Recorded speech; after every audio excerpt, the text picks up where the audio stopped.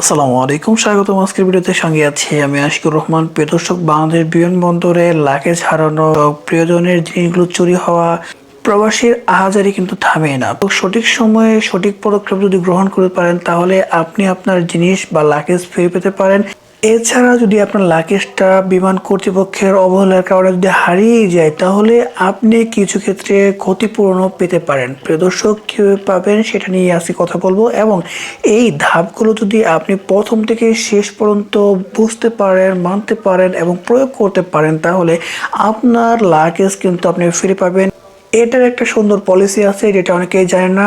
প্রয়োজনীয় জিনিসপত্র কিন্তু হারিয়ে ফেলে। প্রিয় দর্শক, ভিডিও শুরু করার আগে একটি কথা না বললেই নয়। আপনি যদি আমাদের চ্যানেল নতুন দর্শক হয়ে থাকেন তাহলে আমাদের চ্যানেলটি একটু সাবস্ক্রাইব করে পাশে থাকা বেল আইকনটি অবশ্যই বাজিয়ে দিবেন। লাগেজ হারিয়ে গেলে প্রসেসটা কি, কোথায় রিপোর্ট করবেন? যখনই হারিয়ে যাবে বা পাচ্ছেন না বলে আপনার মনে হচ্ছে তখনই আপনি লস্ট অ্যান্ড ফাউন্ড নামে একটা ডেস্ক পেয়ে যাবেন বিমানবন্দরে। বাংলাদেশ বিমানবন্দর রয়েছে, সেখানে যাবেন। ঢাকা বিমানবন্দরে HSI এ লাগেজ যদি আপনি ফিরে না পান তাহলে অ্যারাইভাল হেল এ থাকা লস্ট অ্যান্ড ফাউন্ড ডেস্কে যাবেন এবং সেইখানে আপনার বোর্ডিং পাস এবং লাগেজের ট্যাগ দেখান। এটা হলো 1 নম্বর কথা। 2 নম্বর কথা হচ্ছে আপনাকে একটা ফর্ম পূরণ করতে হবে যেটার নাম হচ্ছে প্রপার্টি ইরেগুলারিটি রিপোর্ট, যেটাকে সংক্ষেপে PIR বলা হয়। বিমান সংস্থার কর্তৃপক্ষ আপনাকে একটা PIR ফর্ম দিবে, সেই ফর্মটাকে আপনাকে ফুলফিল করতে হবে। এতে লাগেজের নাম, ব্র্যান্ডের নাম, রং, সাইজ, আপনার ঠিকানা, ফোন নাম্বার বা NID কার্ড লাগতে পারে। 3 নম্বর হচ্ছে আপনাকে একটা রেফারেন্স নাম্বার দিবে, যে কোডটা দিয়ে আপনি কিন্তু আপনার লাগেজটা কোন পর্যায়ে রয়েছে সেটাকে আপনি দেখতে পারবেন। সেটাকে আপনাকে অবশ্যই সংরক্ষণ করতে হবে। এটা পাবেন আপনি ফর্ম সাবমিট করার পরপরই। এই নাম্বারটা দিয়ে আপনি কিন্তু আপনার লাগেজ পাওয়ার যে আপডেটগুলো সেটা জানতে পারবেন। আপনার লাগেজ পাওয়ার যে ট্র্যাকিং যে সকল বিষয়গুলো রয়েছে সেগুলো কিন্তু আপনি এই নাম্বার দিয়ে পেয়ে যাবেন। সো এই নাম্বারটাকে অবশ্যই সংরক্ষণ করবেন। বিমান সংস্থার সাথে যোগাযোগ করুন। বিভিন্ন এয়ারলাইন্সের নাম্বার সেখানে দেওয়া থাকে, সেখান থেকে নাম্বারগুলো নিয়ে নেবেন। নিয়মিত আপডেট জানার জন্য অবশ্যই কল দিবেন এবং আপনি নিয়মিত যোগাযোগ রাখবেন যাতে করে আপনার লাগেজটা আপনি ফিরে পেতে পারেন। প্রিয় দর্শক, আপনি যদি লাগেজটা না পান সেটা হবে 21 দিনের মধ্যে, তাহলে কিন্তু আপনার লাগেজটা পার্মানেন্টলি লস্ট হিসাবে বিমানবন্দর কর্তৃপক্ষ ধরে নেবে। এই বিবেচনায় বিমান কর্তৃপক্ষ কিন্তু আপনাকে ক্ষতিপূরণ দিবে।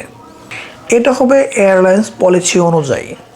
সো বাংলাদেশ বিমানবন্দরের যে পলিসি রয়েছে, যদি কারো লাগেজ হারিয়ে যায়, তাদের 21 দিনের মধ্যে না পাওয়া যায় তাহলে তারা কিন্তু এটাকে ক্ষতিপূরণ দিতে বাধ্য, তবে তাদের যে পলিসি রয়েছে সেই পলিসি মেনটেন করে। প্রিয় দর্শক, লাগেজ হারিয়ে গেলে আপনাকে কিছু জিনিস সবসময় কাছে রাখতে হবে। যে জিনিসগুলো আপনি যদি কাছে রাখতে পারেন তাহলে কিন্তু লাগেজটা ফিরে পাওয়ার সম্ভাবনা রয়েছে। এছাড়াও কিন্তু ক্ষতিপূরণের ক্ষেত্রে এই বিষয়গুলো খুব কাজে লাগবে। 1 নম্বর হচ্ছে বোর্ডিং পাস। 2 নম্বর হচ্ছে লাগেজ ক্লেম ট্যাগ বা ব্যাগেজ রিসিপ্ট। আপনার পাসপোর্টটা লাগবে। প্রিয় দর্শক, যদি লাগেজের ছবি থাকে সেটাকেও আপনি সংরক্ষণ করে রাখবেন। এস্টিমেটেড রসিদ যদি থাকে, অর্থাৎ লাগেজের ভিতরে যে সকল জিনিসগুলো রয়েছে সেগুলোর রসিদ কি আপনার কাছে আছে কি না, সেগুলো যদি আপনার কাছে থাকে অবশ্যই এটাকে সংরক্ষণ করবেন। তবে আপনার কাছে যে রসিদগুলো থাকে, যে সকল জিনিসগুলো আপনার লাগেজ ছিল, তাহলে কিন্তু আপনি ক্ষতিপূরণ পাওয়ার জন্য এগিয়ে থাকবেন। আপনি যদি ডিলে অবস্থায় কোনো পণ্য কিনে থাকেন তাহলে তার রসিদগুলো আপনি অবশ্যই রেখে দেওয়ার চেষ্টা করবেন। প্রিয় দর্শক, আপনাকে আরেকটা জিনিস সংরক্ষণ করে রাখতে হবে, সেটা হচ্ছে প্রপার্টি ইরেগুলারিটি রিপোর্ট বা PIR নামে, যেটা লাগেজ হারিয়ে যাওয়ার পরে বিমানবন্দর কর্তৃপক্ষের লস্ট অ্যান্ড ফাউন্ড ডেস্কে যে আপনি একটা রিপোর্ট করেছিলেন বা একটা ফর্ম পূরণ করেছিলেন, সেখান থেকে যে আপনি একটা রিসিপ্ট দিয়েছে সেটাকেও আপনাকে কিন্তু অবশ্যই লাগেজটা ফিরে পাওয়ার জন্য সংরক্ষণ করে রাখতে হবে।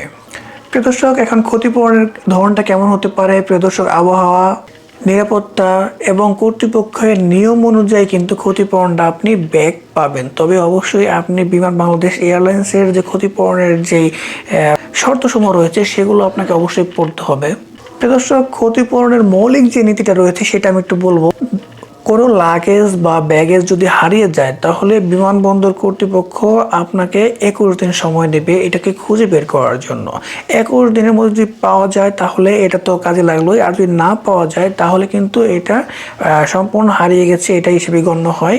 অনলাইনে আন্তর্জাতিক কাঠামো, আন্তর্জাতিক ফ্লাইটে লাগেজের সমস্যা হলে সাধারণত মন্ট্রিয়াল কনভেনশন MC99 এর নিয়োগ প্রয়োগ করা হয়। সো এটা সম্পর্কে জানতে চাইলে অবশ্যই আপনি অনলাইনে ঘাঁটবেন, কারণ হচ্ছে ভিডিওটা লং হয়ে যাবে। সো সেই সম্পর্কে আমি কথা বলছি না। এটার মাধ্যমে কিন্তু আপনার প্রক্রিয়াটা সম্পন্ন হয়। এই আইনে বিমান কর্তৃপক্ষ কি কি ক্ষতিপূরণ দেবে সেটা কিন্তু তাদের কর্তৃপক্ষের নিয়ম অনুযায়ী, আইন অনুযায়ী এবং কর্তৃপক্ষের শর্ত অনুযায়ী কিন্তু এটা পূরণ করা হয়। প্রিয় দর্শক, আপনারা বিমানবন্দরে কি কি শর্ত রয়েছে সেটা জানার জন্য অবশ্যই বিমান বাংলাদেশ এয়ারলাইন্সের যে অফিসিয়াল ওয়েবসাইট রয়েছে সেখান থেকে দেখে নেবেন। প্রিয় দর্শক, এখন কথা হচ্ছে লাগেজ যদি ভেঙে যায় বা নষ্ট হয়, তাদের কর্তৃপক্ষের যদি দায় থাকে, তাহলে আপনি কি করতে পারেন?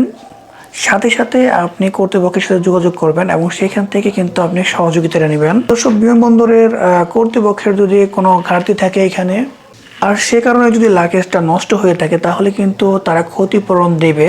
তবে এই জন্য আপনাকে তৎক্ষণাৎ আপনাকে অবশ্যই সেখানে ক্লেম করতে হবে। জটিল প্রক্রিয়া, যে প্রক্রিয়াগুলো কিন্তু আপনাকে অবশ্যই মেনটেন করতে হবে।